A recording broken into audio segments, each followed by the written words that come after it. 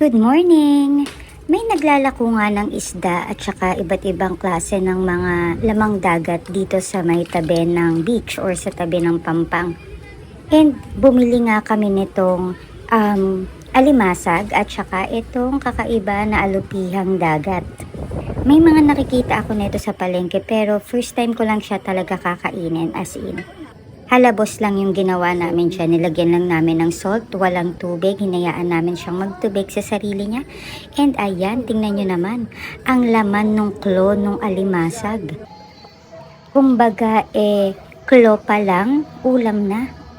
And ang sarap talaga pag sa tabing dagat mo binibili. Kasi manamis-namis talaga yung lasa niya. Fresh na fresh. Kaya eto, mumukbangin na natin. And talaga naman napakasarap nito, as in manamis-namis yung lasa ng alimasag na to.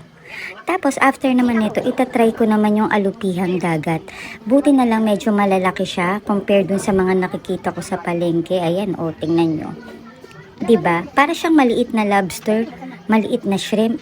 Hindi ko alam kung paano ko siya i-describe. Pero isa lang masasabi ko, napakahirap niyang balatan. Masarap siya pero mahirap siyang balatan. Tatanggalin mo lahat ng mga shells niya dun sa likod. Natusok pa nga ako dyan.